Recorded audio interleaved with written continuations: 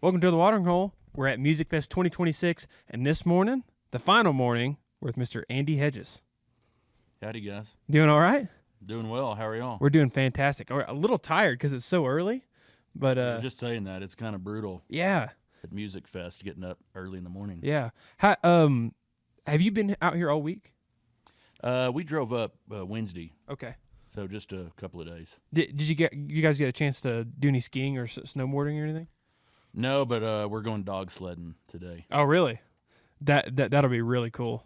We saw that they had dog sledding. I was like, wow, it'd be for one hilarious for us two to try to learn how to drive a dog sled, and hilarious to do, but also really fun to learn how that works. Yeah, my son Jubal, he's here with me, so we're gonna, when we leave here, that's where we're heading. Gonna go dog sledding and then be out there for a few hours and then get ready for the show tonight. Yeah. What time do you play tonight? I think it's 8:30. Okay.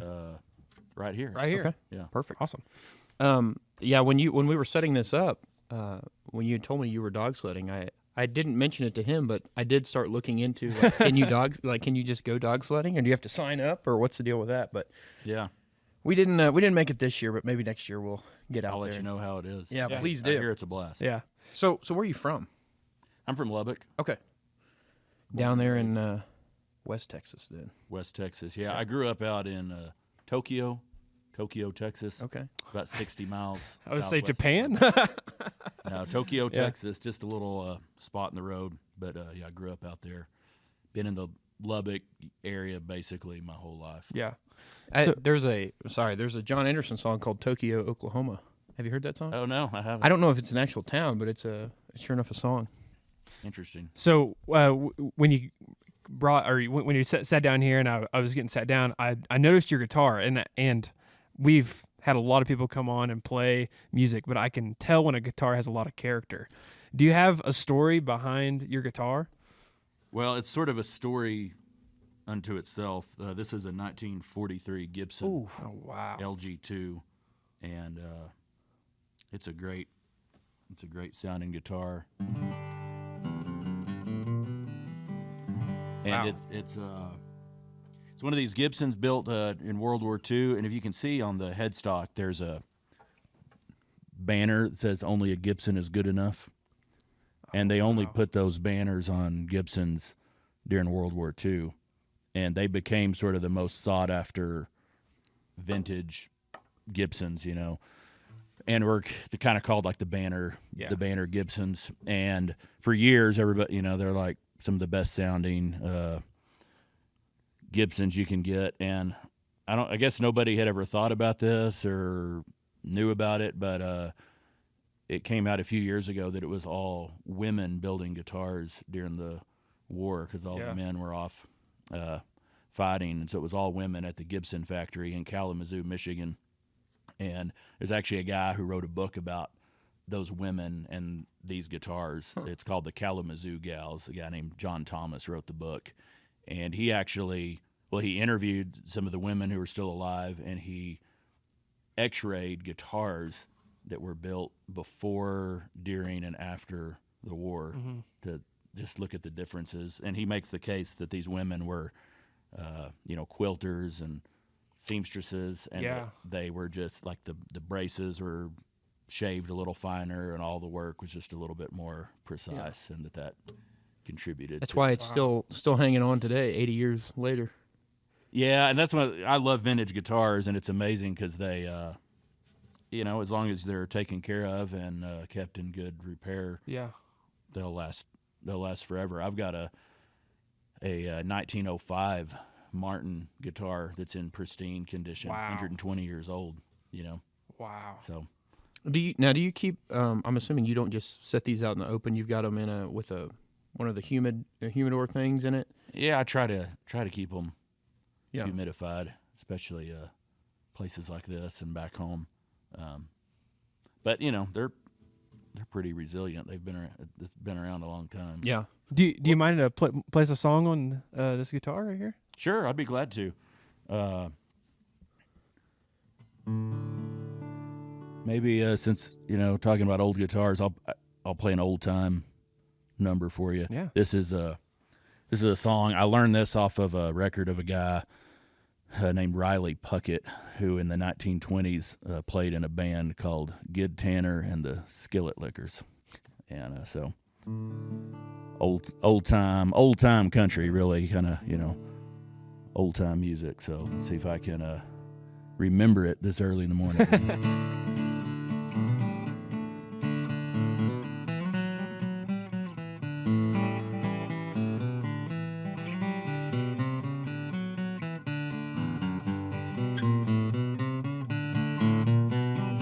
Hey guys, Rhett and Jager here. Just want to take a quick second to say thank you to CH Lone Star Promo for all of the amazing work they do for us and they can do for you. For example, they made these fantastic new logos for us that we're going to be running across all of our social platforms in 2026. On top of that, they made us a custom tablecloth for the podcast, which they can do for your business. And they make all kinds of fantastic merchandise. Shirts, hats, hoodies, socks. Anything and everything you might want. They Underwear, even wrap perhaps? Underwear. They even wrap semis. You just go ask one of your favorite artists, Tritic Revival. They're big fans of CH, just like we are. And I think you will be too. So go check out CH Lone Star. That is CH Lone Star for all your merchandising needs, and they will get you taken care of. We'll have their link right down below in the description. Go check them out. Tell them we sent you, and they will hook you up. Huge thank you to CH Lone Star for sponsoring this podcast.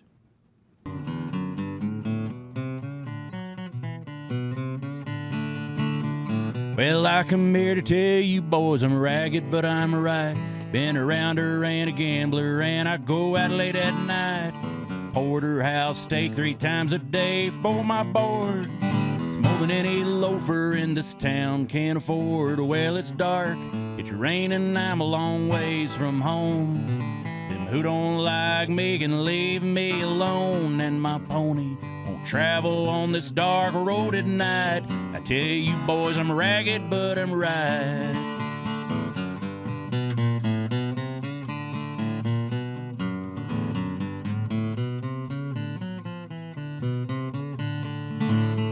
Got a big electric fan that keeps me cool while I sleep. Got a little baby boy plays around his daddy's feet. Got a big Stetson hat sets up on my head. I got a pretty little wife, she keeps me clean and well fed. Got a lazy old cow dog, brings me my shoes. Sleeps in my bed and we drink the same booze. He's around her, he's a gambler, he goes out late at night. I tell you boys, he's ragged, but he's right.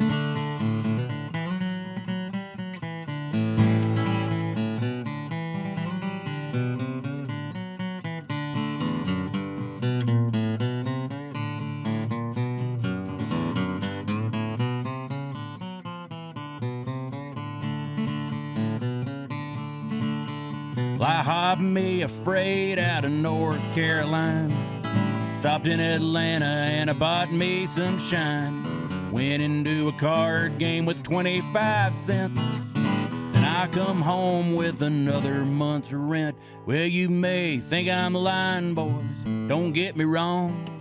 Can't run for office while I'm singing this song. I'm around her.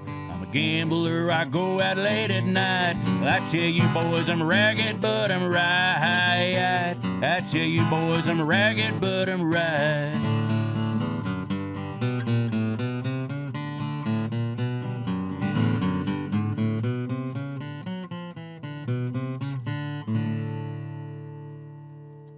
Ragged, but I'm right.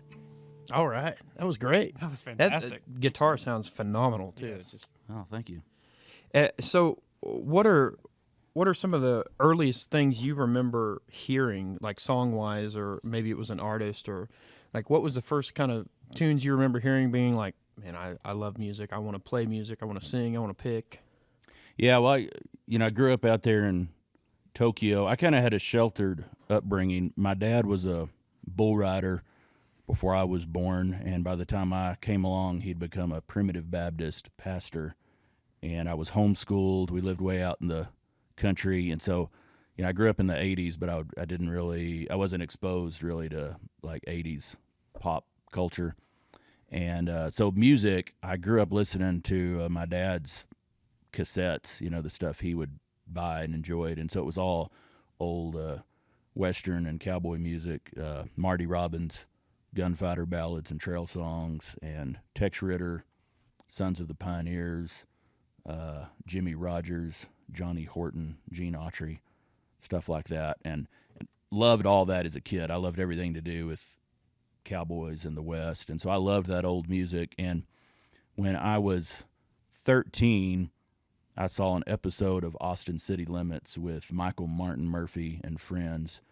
And Murph had just put out his first album of cowboy songs, which was called Cowboy Songs.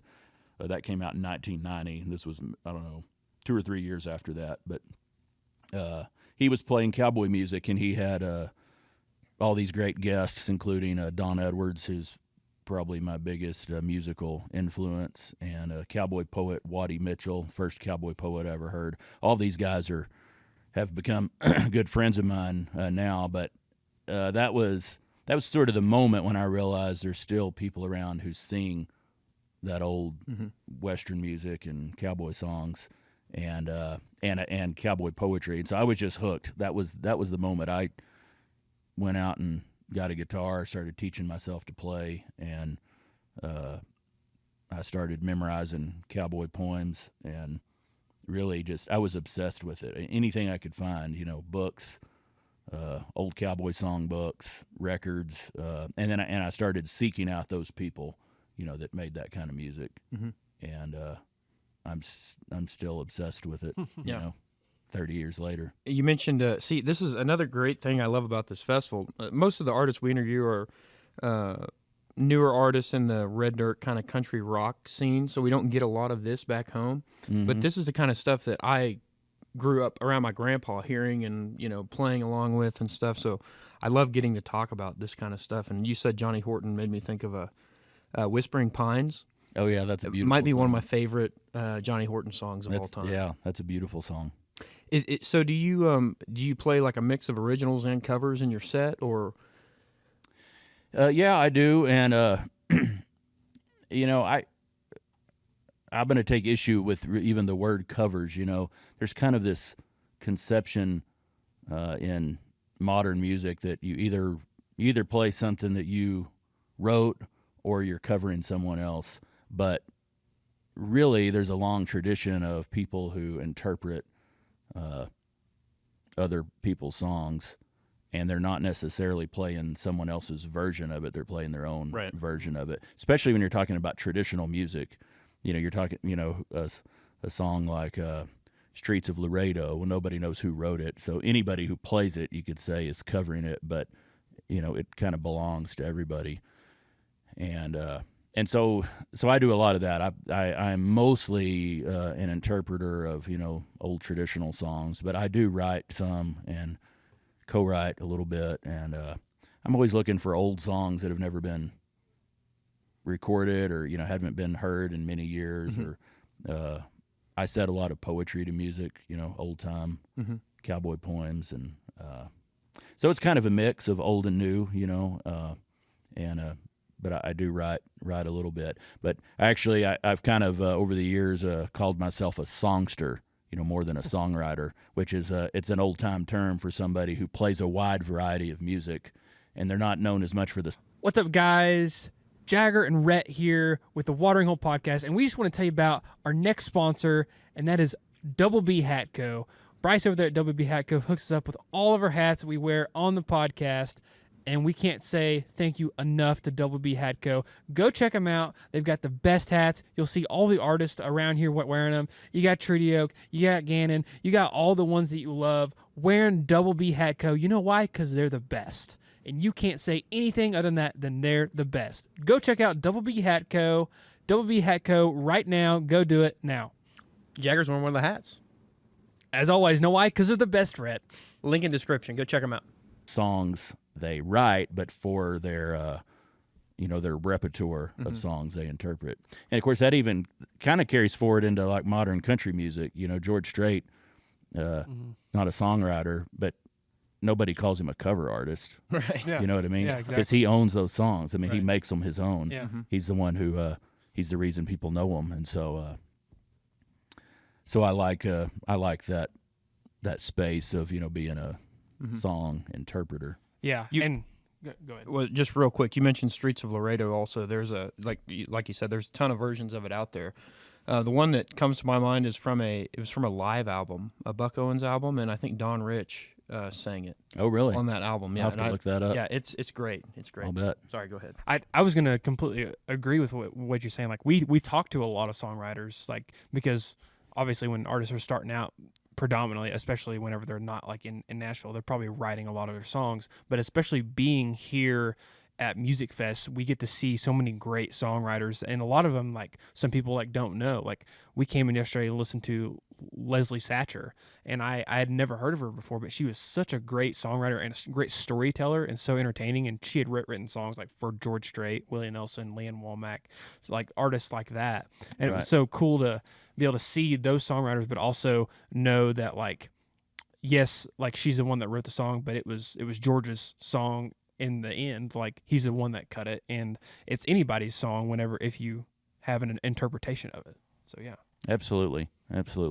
Yeah, and there's a kind of a place for everybody, songwriters and song interpreters and old-time singers and modern singers. And so I'm kind of a nerd when it comes to the history of all this, and, I get pretty interested in that. And kind of what I try to do, is keeping this older style of music alive and, on modern stages, and making people aware of some of this great stuff that is somewhat forgotten now. Yeah. You got another one there you want to play for us? You bet. Here's one. This is a good example of what we're talking about. This is a modern day cowboy song. This was written by a good friend of mine named Joel Nelson down in Alpine, Texas, and Joel's a lifelong working cowboy, a really fine and respected horseman, and one of the best poets to come out of the cowboy poetry world. But he's also occasionally will write a song, and he's not really a musician or a performer. He doesn't sing on stage or anything. He just recites poetry. But he's written some great songs, and this is one of them. And so I heard him. He did this for me one time. I heard him, sing it a cappella at a show, and he eventually agreed to let me record it. So I'm the only one who's ever done a record of this song, and I play it all the time. But it's it's Joel Nelson's song, and it's kind of written in the old style, but it's a more modern day cowboy lyrics, as you'll see as it gets into the song. So called Horseback Man for Hire.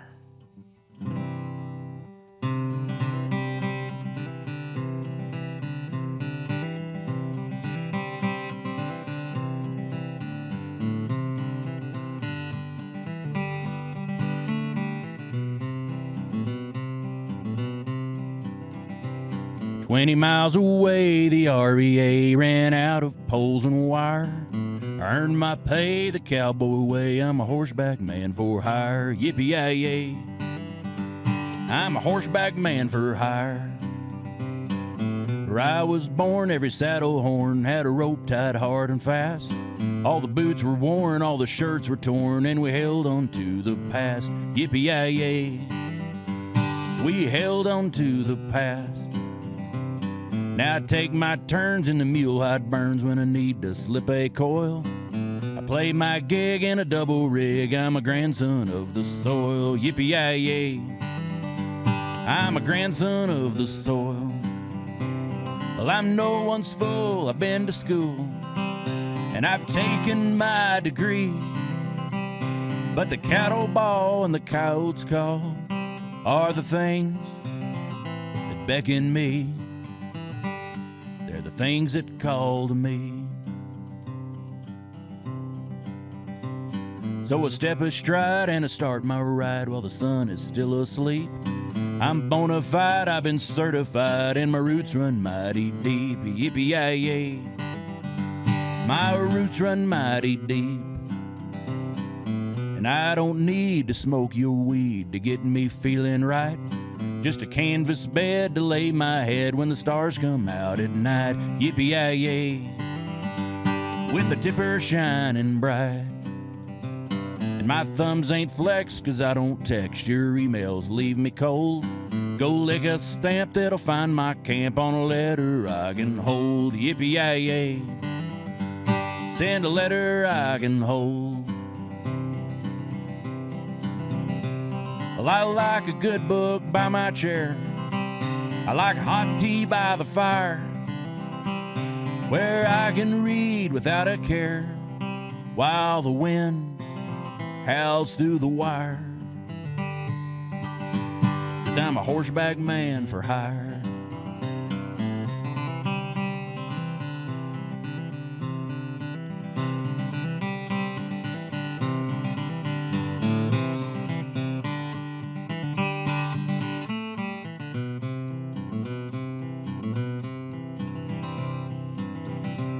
Your gilded halls and shopping malls can't hold me very long. I've quit the scene to find cuisine to be where I belong. Yippee-yay-yay. Out here's where I belong. I got a darn good life and a darling wife. She sets my heart on fire. She's a pretty thing and she wears my ring. She's a horseback and for hire. Yippee-yay-yay. She's a horseback girl for hire. When I cease to be, you can bury me or build a funeral pyre. Spread my ash and divide my cash with a horseback man for hire. Yippee-yay-yay. With a horseback man for hire. I need lots of space from the human race. I need solitude from the multitude. I need reverie on the lone prairie. These are things that I require, 'cause I'm a horseback man for hire. Yippee-yay-yay. I'm a horseback man for hire, and you can't take it away. I'm a horseback man for hire.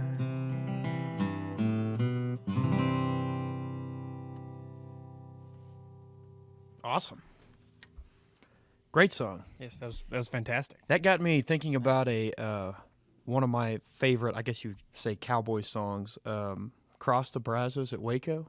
Oh yeah. Do you sing that song by chance? I don't sing that one, Okay. but I'm very familiar with it. Okay, I think that was written in like the 20s, maybe. It wasn't recorded until later, but I think it was something written like that. That's one that was not like it's not like an old traditional like folk song. It was more of like one of the, kind of a.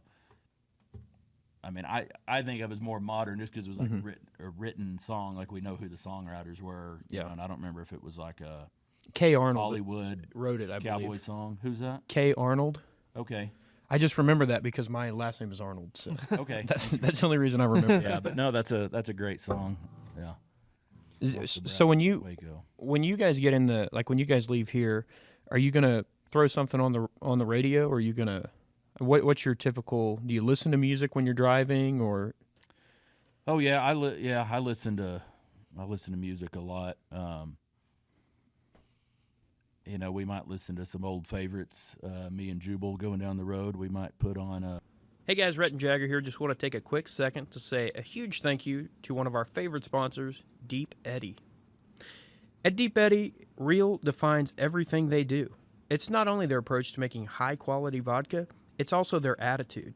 Starting with purified Texas water, they only use the best ingredients: local honey, pure cane sugar, juice from real fruit, and organic tea. Proudly distilled 10 times and handcrafted in small batches in Austin, Texas, Deep Eddy Vodka is refreshingly clean vodka, ready to be enjoyed however, whenever, and with whomever you'd like. Deep Eddy Vodka, handcrafted with real fruit.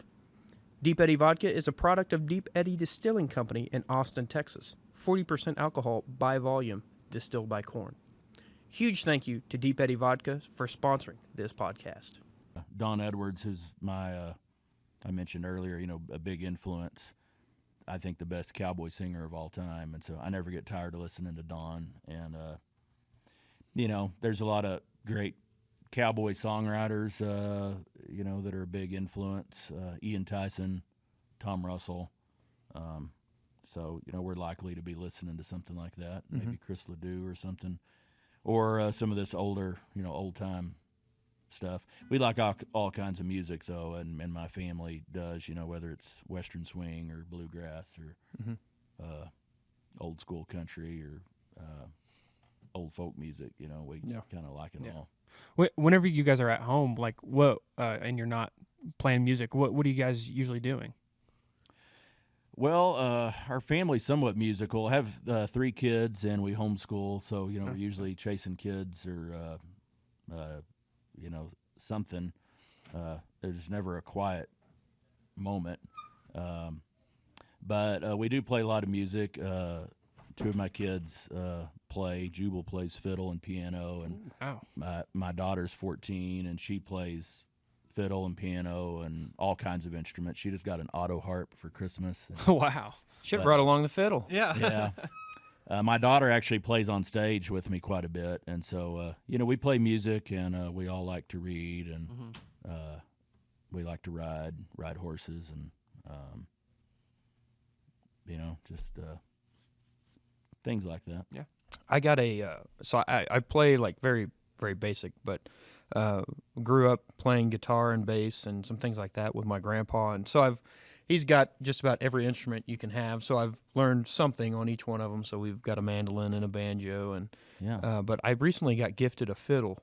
So we play music with a guy, he's 90, 95, something like that. He still builds fiddles, and so he gave it to me, and he's like, the next time I see you, I need to hear a song on it. And I cannot for the life of me it sounds terrible. It sounds terrible. When I try to play it, instrument. The windows break. It's bad. My daughter actually teaches fiddle.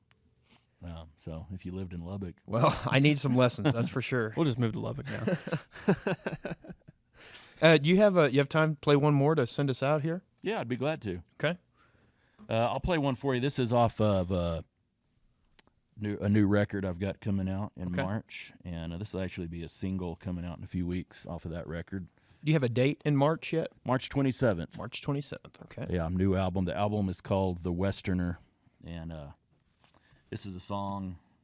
I co-wrote this with a great rodeo poet from Montana, bronc rider named Paul Zarziski. And if you don't know his work, look him up. He's really phenomenal. Paul Zarziski. Zarziski rhymes with bar whiskey. And, this is kind of a rodeo tale from the days when Paul was going down the road, back in the 70s. Called $8 and Change.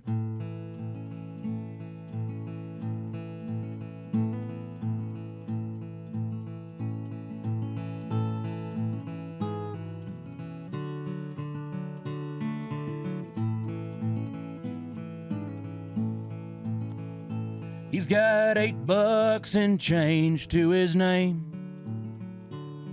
1 penny for each bronc that he's tamed.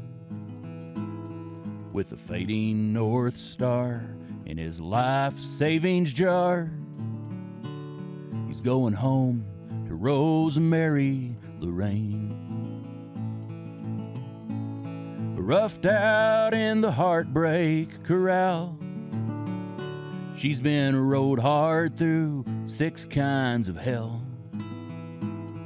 Not broke to the halter, never led to the altar. Far too many stories to tell. Wild rose, it's a long shot he knows. As he drives toward her gate into heaven. On his judgment day, he's hoping she'll say, for those $8 and change, you're forgiven. But you could have come back with just 7. 100 broncs sooner with 7. Well, he's laid down with bouquets of ladies,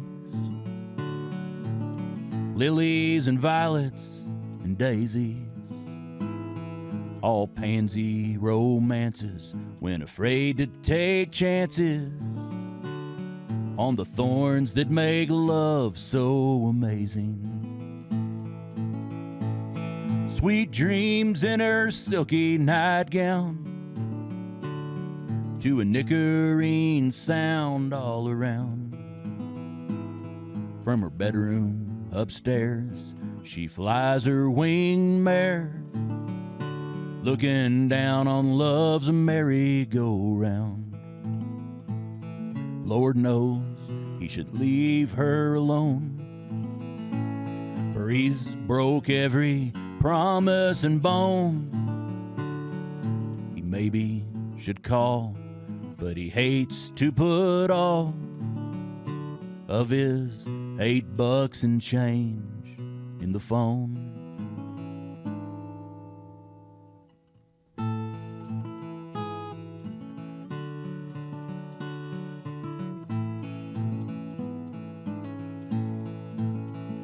So with $8 and change to his name, and his bucking horse heart come up lame, humming Chris Ledoux tunes to the rodeo moon, he limps home to Rosemary Lorraine.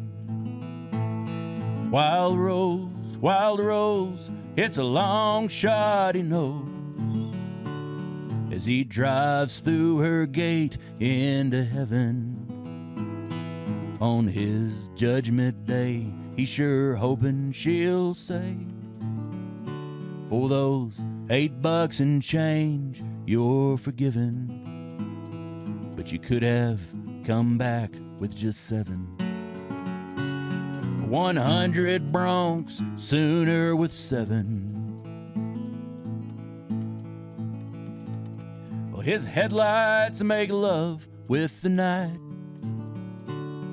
hard telling the dims from the brights.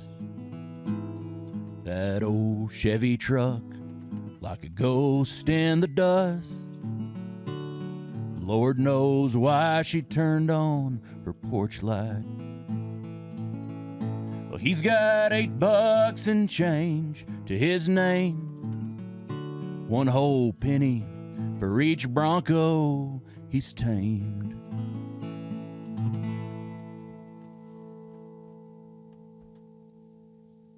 Fantastic. Thank you so much. Mr. Andy Hedges, everybody, March 26th, new project 27th. coming out. 27th. Yeah. Well, pre-saved a day early. Yeah. Set your alarm a day early. Yeah. Very excited to check that out, and I can't tell you enough how cool this is to be here and hear this kind of stuff, because we just don't get to do that very often. So, thank you for taking some time this morning before your adventure today to sit down with us and play a couple tunes. So, Yeah, thanks for having me, guys. of course, and we're definitely going to be back in here tonight to catch the sets. Yeah. Good, yeah, please do. Awesome. Well, Thank thank you you. again so much. Thank you.